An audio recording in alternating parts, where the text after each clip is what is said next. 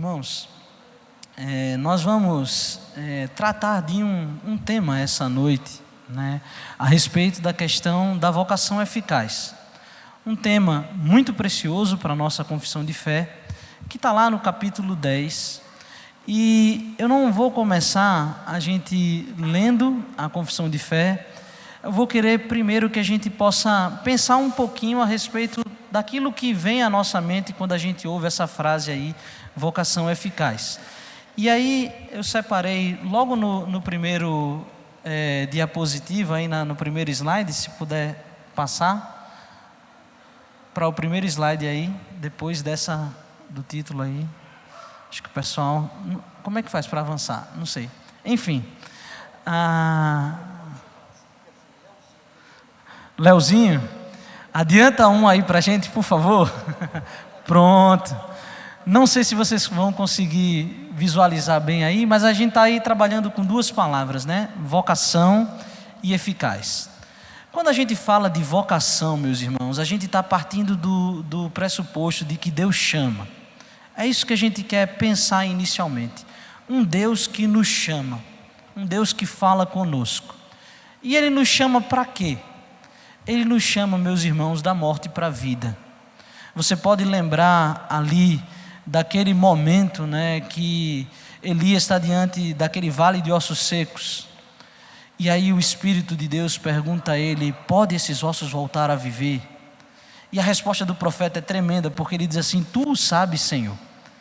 Ele está diante da impossibilidade, diante de apenas morte. Mas a palavra de Deus desperta ele a olhar para aquilo dali, e ele entrega a Deus a perspectiva de Deus dizer: existe possibilidade de vida ali, porque se Deus quisesse poderia haver vida. E de fato é isso que acontece. Deus manda que o seu profeta profetize sobre aqueles ossos, e o texto diz de que osso começou a ligar com osso e depois foi coberto de carne, e de fato se apresentaram ali vivos diante do profeta, porque a palavra faz isso em nós, ela nos vivifica. Então Deus, ele nos chama da morte para a vida, mas ele nos chama em vida também. Ele chama o pecador ao arrependimento. Ele opera em nós uma mudança, porque Deus não simplesmente nos deu salvação, mas quando Ele nos deu salvação, Ele nos deu novidade de vida. Então, a primeira coisa que eu queria que a gente tivesse em mente, quando a gente pudesse pensar nesse tema, é exatamente a respeito disso. Vocação tem a ver com o chamado de Deus. E nós reunimos aí exatamente, acho que lá, aquele dali está um pouquinho mais adiante do que está aqui, né? Então, não sei se consegue avançar para a gente revelar aí, pronto. Tem alguns textos aí que revelam exatamente essa realidade.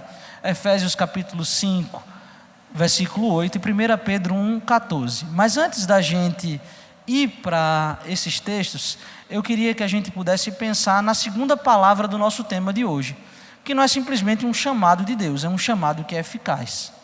E quando a gente pensa em eficácia, a gente pensa na realidade de que aquilo que a gente se propõe a fazer, a gente consegue fazer.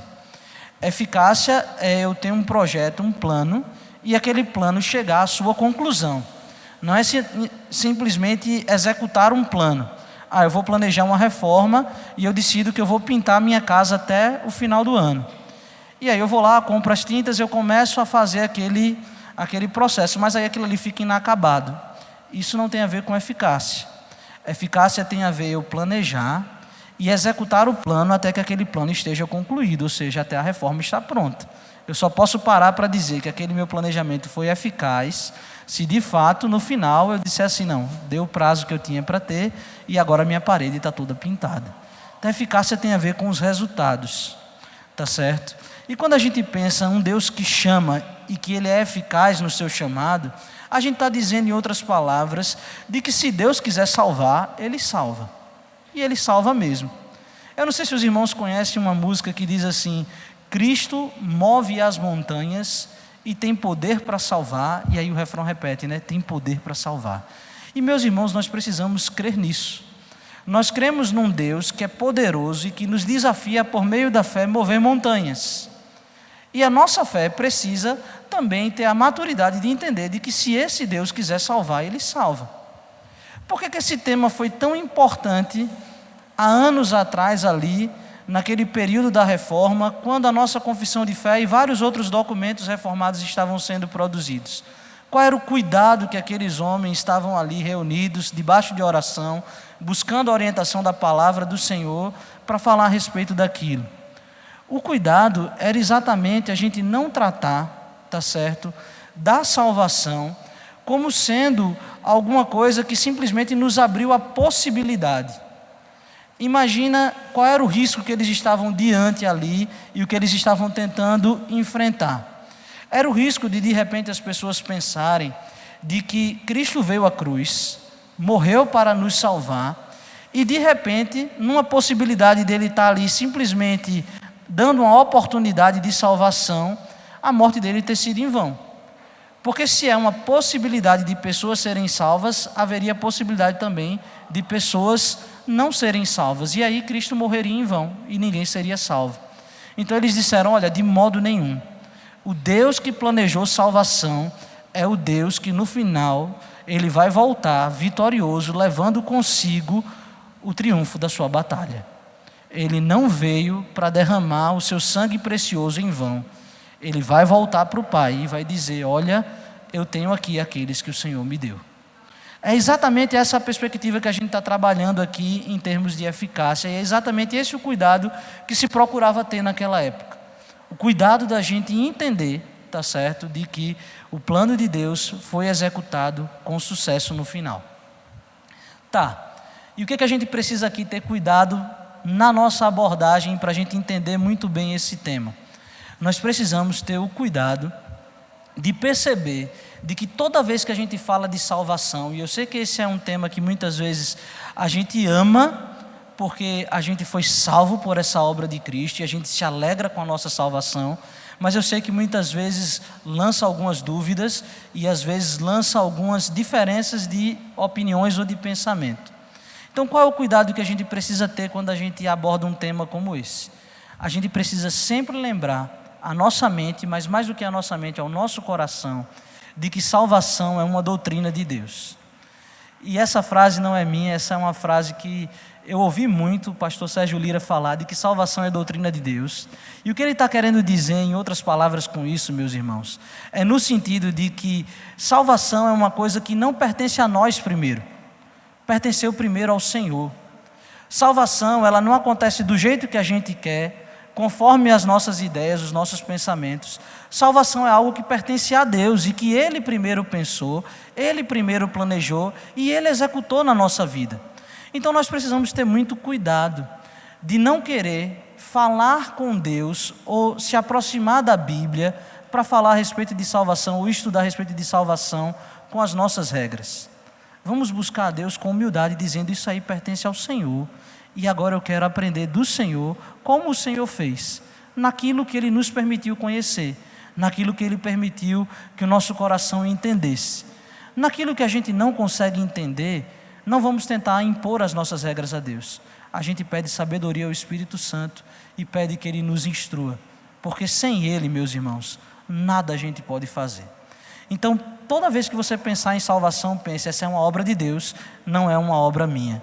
Foi por causa dele, foi por ele, e ele que operou isso aqui, não pertence a mim. Então vamos deixar Deus sendo Deus, e nós humildemente nos aproximamos desses temas, tá certo? Então, antes da gente progredir, eu trouxe alguns trechos aqui, a apresentação é muito curtinha, e aquilo que eu queria abordar com vocês é apresentar algumas coisas que alguns documentos de fé produziram, tá certo, a respeito desse tema da vocação eficaz. Exatamente alguns do mesmo período, tá certo, que a confissão de fé estava sendo produzida, e outros mais recentes. Mas antes da gente caminhar ali, eu queria convidá-los a abrir a palavra do Senhor lá em Lucas capítulo 4, tá certo? Vamos lá para Lucas capítulo 4.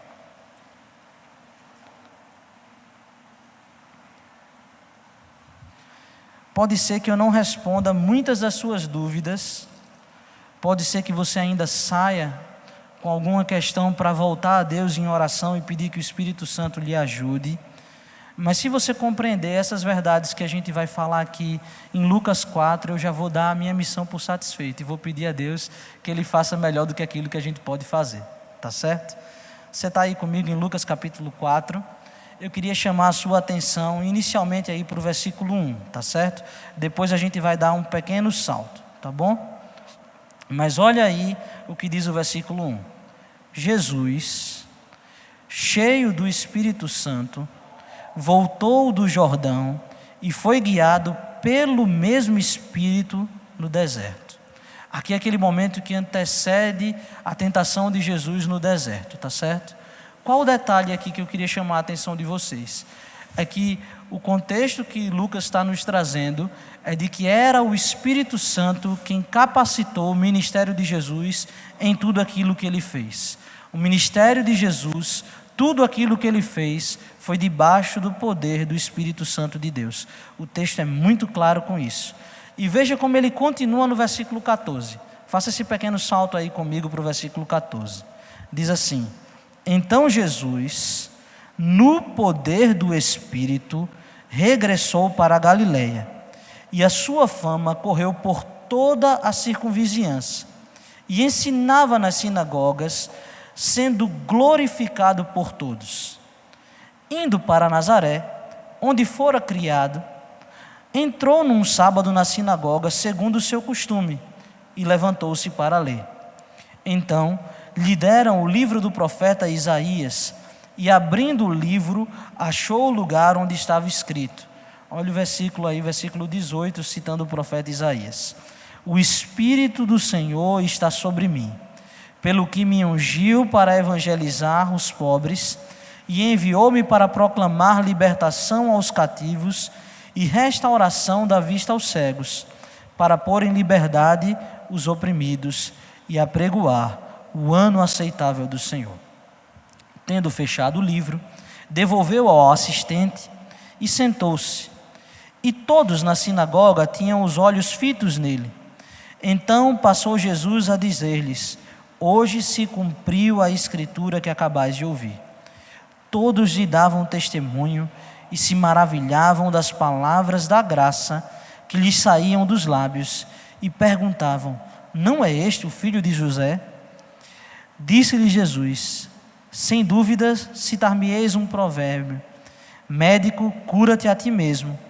E tudo o que ouvimos ter se dado em Cafarnaum, faze-o também aqui na tua terra.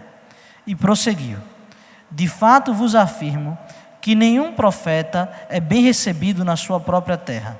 Na verdade vos digo que muitas viúvas haviam em Israel no tempo de Elias, quando o céu se fechou por 3 anos e 6 meses, reinando grande fome em toda a terra.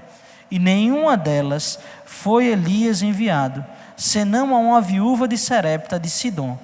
Havia também muitos leprosos em Israel nos dias do profeta Eliseu, e nenhum deles foi purificado, senão a Naamã, o sírio. Todos na sinagoga, ouvindo essas coisas, se encheram de ira, e levantando-se, expulsaram-no da cidade, e o levaram até o cimo do monte, sobre o qual estava edificada, para de lá o precipitarem abaixo. Jesus, porém, passando por entre eles, retirou-se. Veja que coisa impressionante aqui, meus irmãos. O texto nos diz que no mesmo poder que Jesus estava no deserto para resistir à tentação do diabo, foi o poder que levou ele a anunciar o evangelho na região da Galileia. Ele estava debaixo do poder do Espírito Santo quando ele pega a própria palavra de Deus e, abrindo no livro do profeta Isaías, o texto nos fala de um texto da profecia que nos revela exatamente essa verdade. O Espírito do Senhor me ungiu para proclamar libertação. Jesus está dizendo de que a obra do Espírito Santo que ele veio trazer era a obra de salvação, para libertar as pessoas.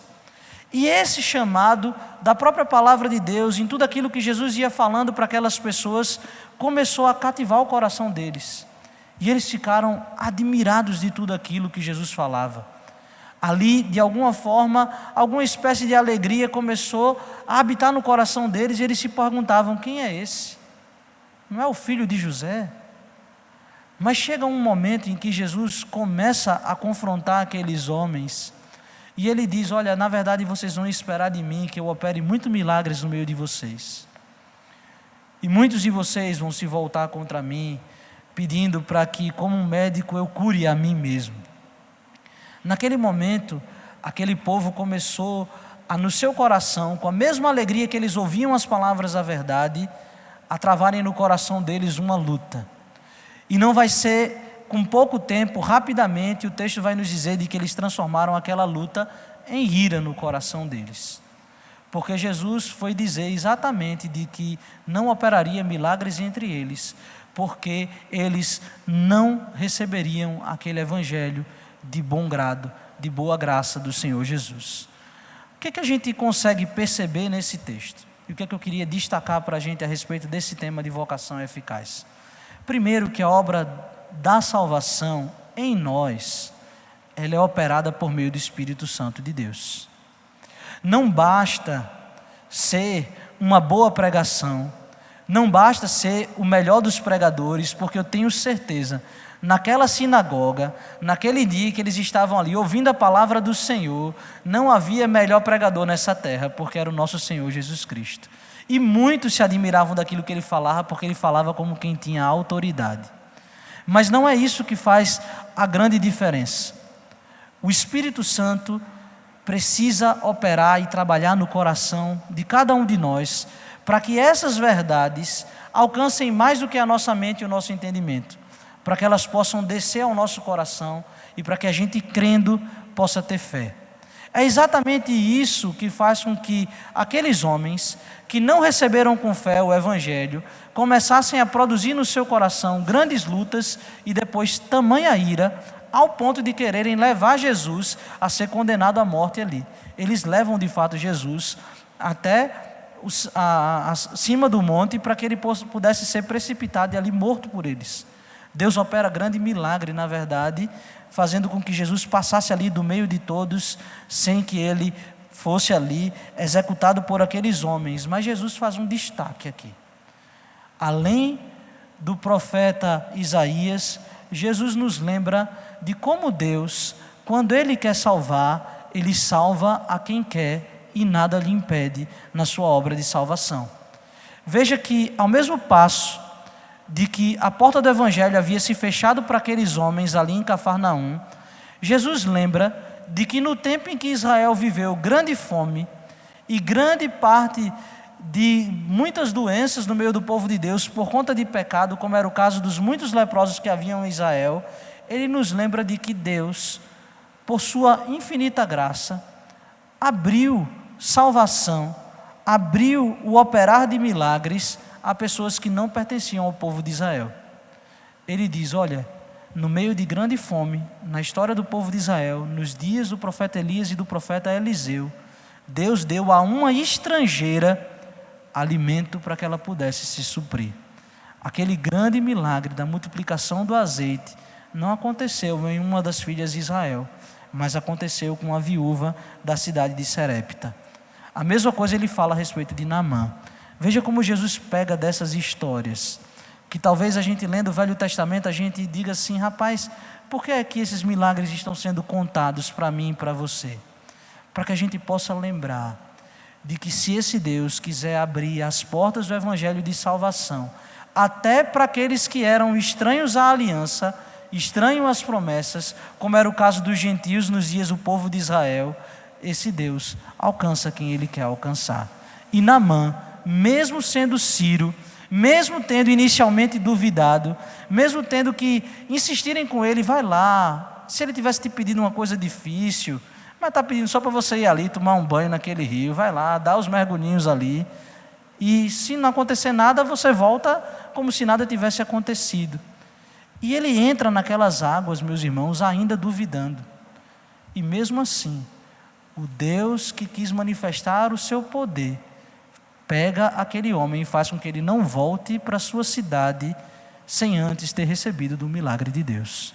A palavra de Deus diz que naquele dia, Deus com poder operou cura na carne de Naamã e ele voltou para a Síria curado da sua lepra. Porque Deus, quando quer salvar, Ele salva mesmo. Estão conseguindo entender mais ou menos qual é o caminho que a gente precisa entender de forma muito clara a respeito das verdades dessa doutrina?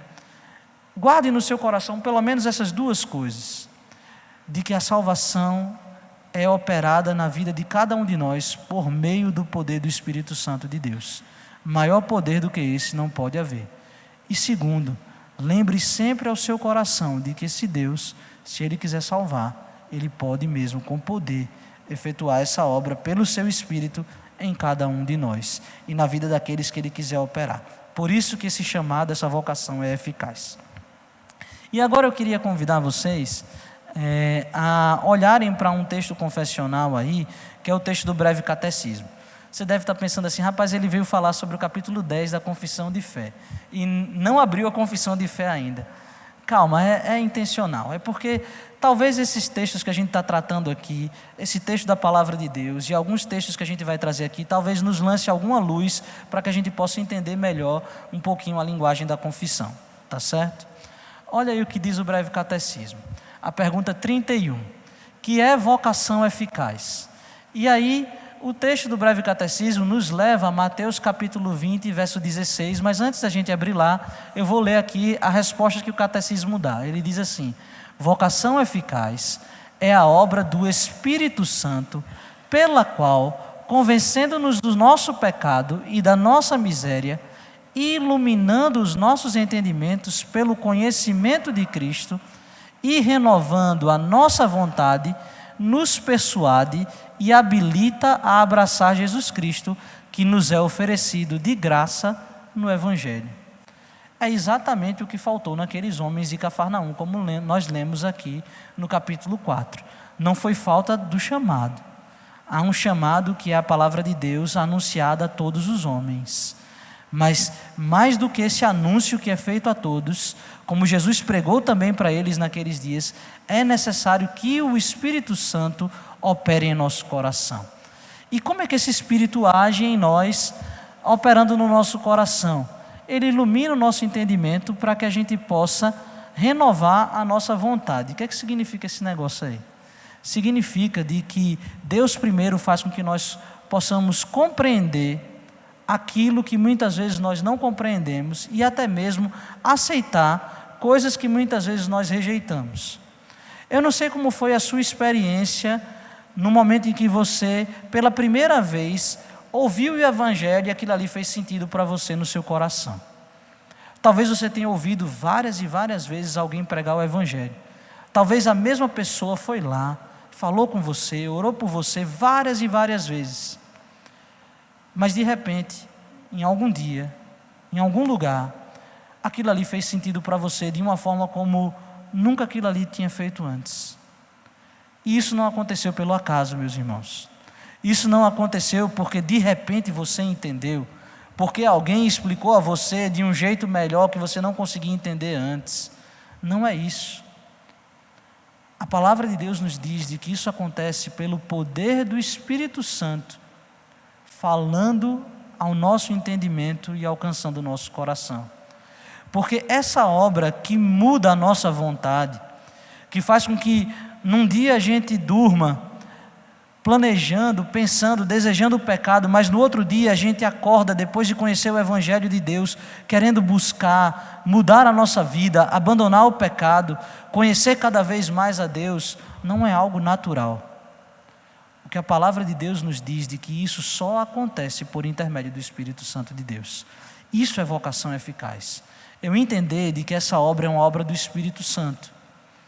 Eu costumo pensar a respeito dessas verdades, à luz daquilo que o Novo Testamento vai nos revelando, de que quando o Velho Testamento é aberto para nós, nós aprendemos logo ali nos primeiros capítulos da Bíblia de que Deus, Ele é Criador. E pelo poder da sua palavra Ele criou todas as coisas. E talvez essa verdade, muitos até que não creem em Jesus Cristo, são capazes até de alguma forma acreditar.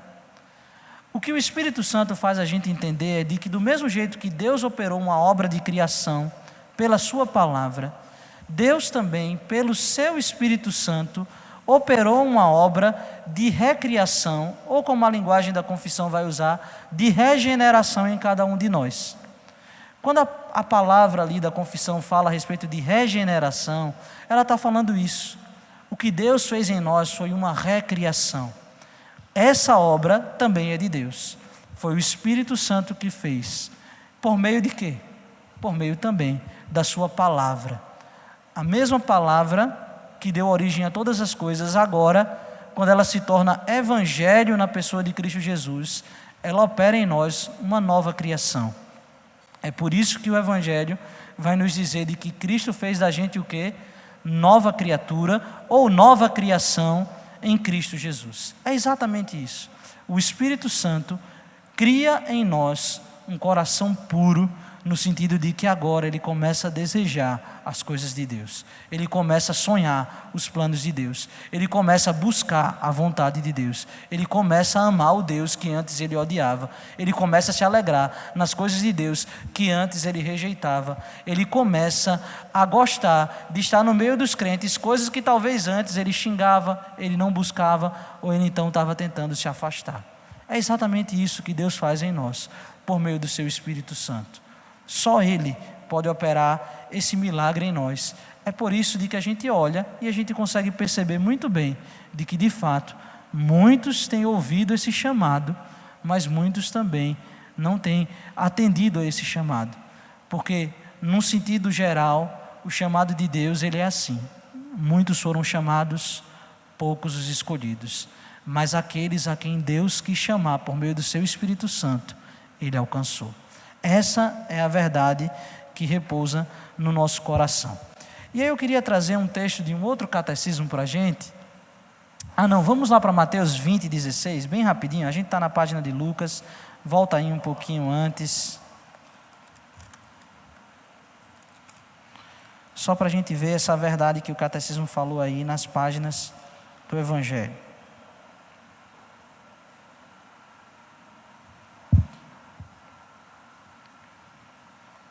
Estou no capítulo 21, por isso.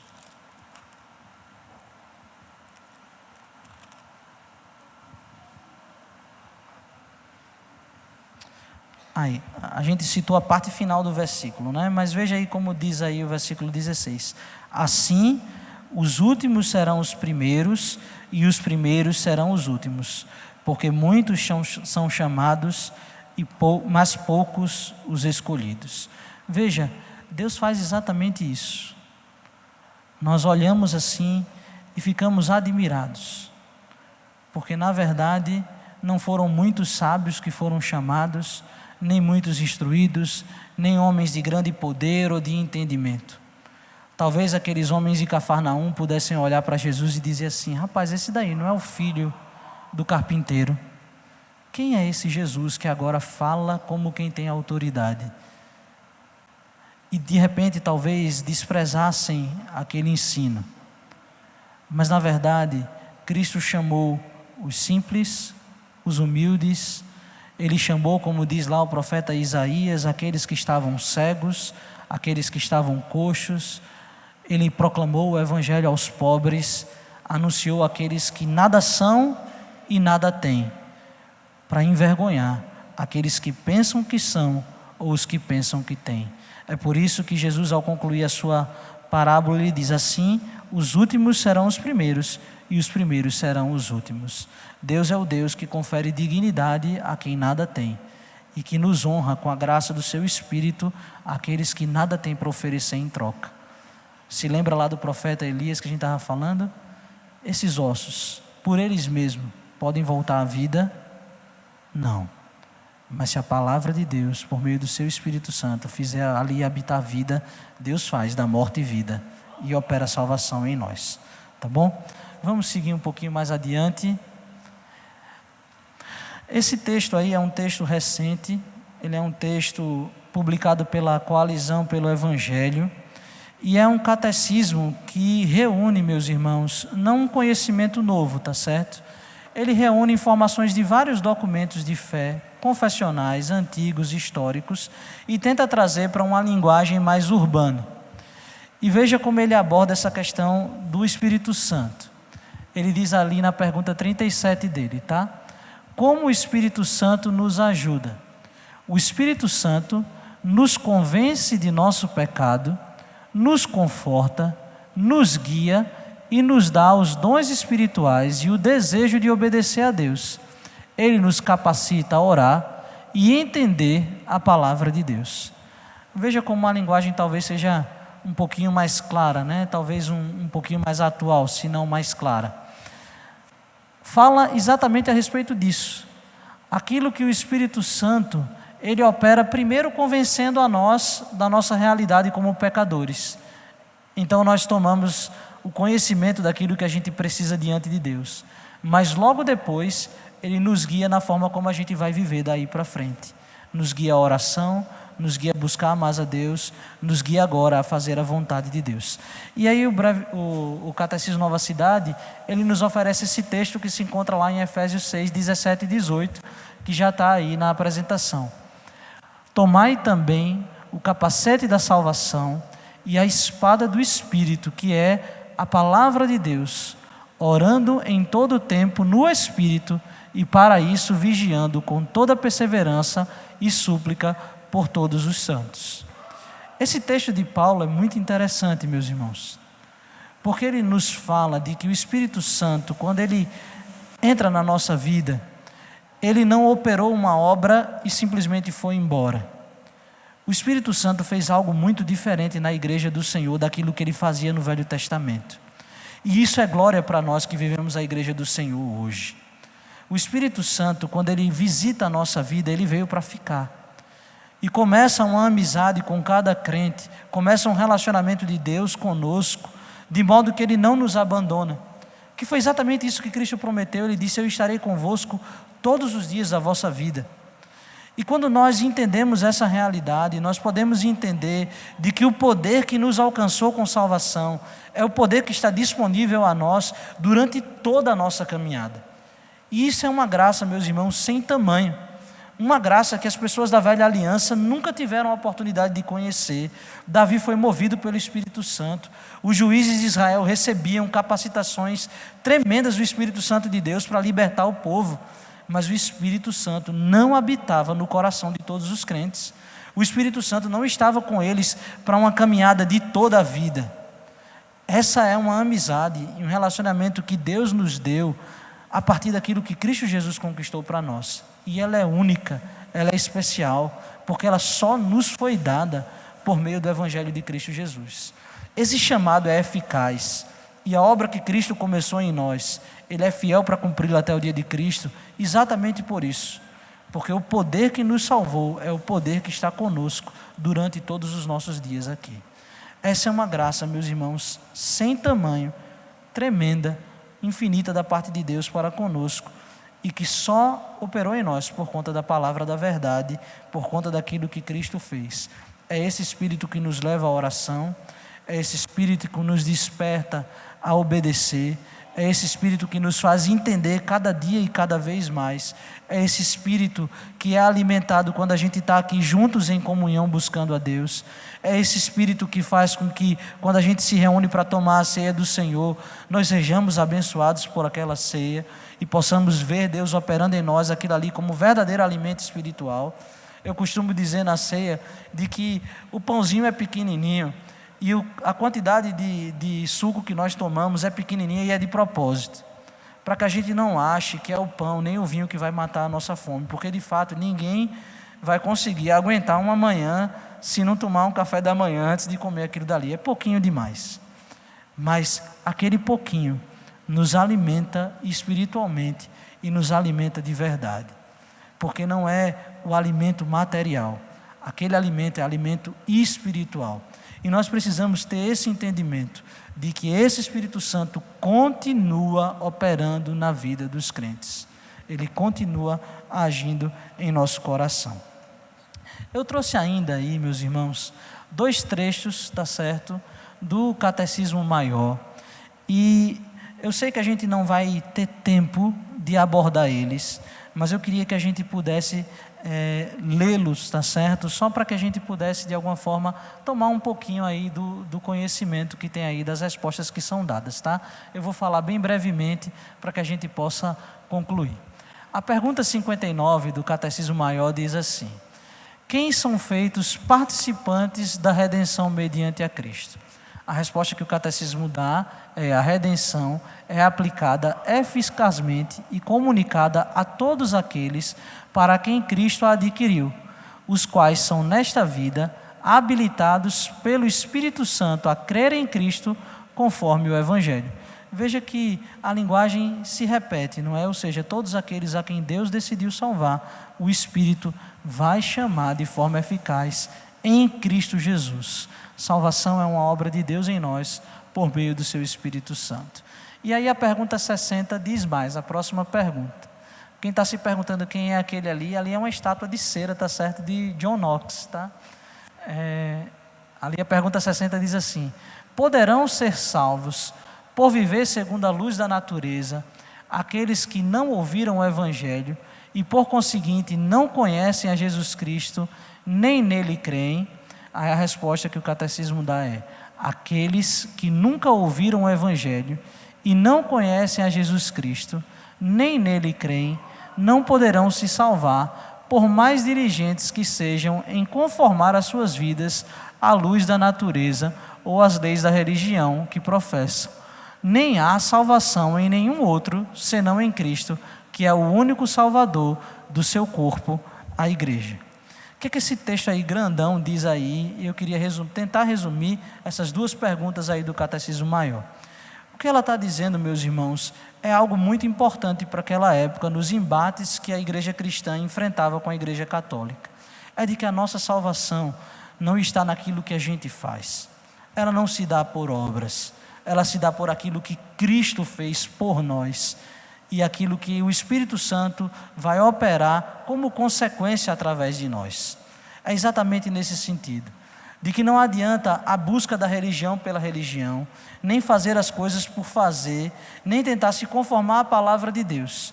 Em outras palavras, não adianta eu querer fazer o certo sem Deus, porque aquilo que a gente recebeu quando nós fomos salvos foi exatamente a Deus, foi exatamente esse relacionamento com o nosso Deus.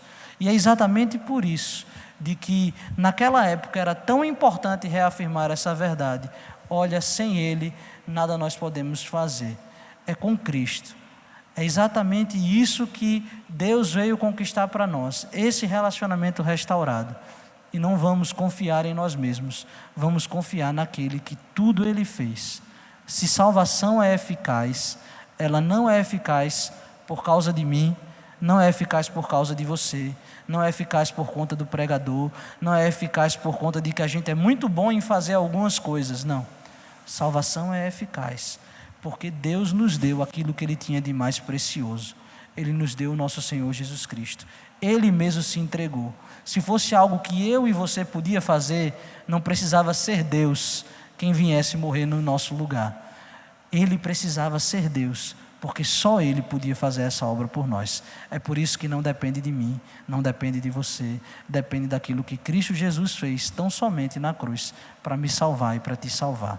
E aquele que nos deu aquilo que era mais precioso, que é Cristo Jesus, Ele também nos dará, juntamente com Ele, todas as coisas. Se Deus já nos deu o mais precioso, o resto, como eu costumo brincar, é troco de pão. Se Deus já nos deu aquilo que Ele tinha de mais poderoso, que foi o seu Espírito Santo, todas as outras coisas, para que essa obra possa concluir, Ele já garantiu. O sangue compra o material e paga a obra até o fim. Creia nisso, meus irmãos, e confie sempre no Senhor. Busque esse relacionamento com o Espírito Santo a cada dia, para que Deus continue levando você sempre a confiar cada vez mais nele. Deus nos abençoe. Era isso que eu queria poder compartilhar com os irmãos nessa noite.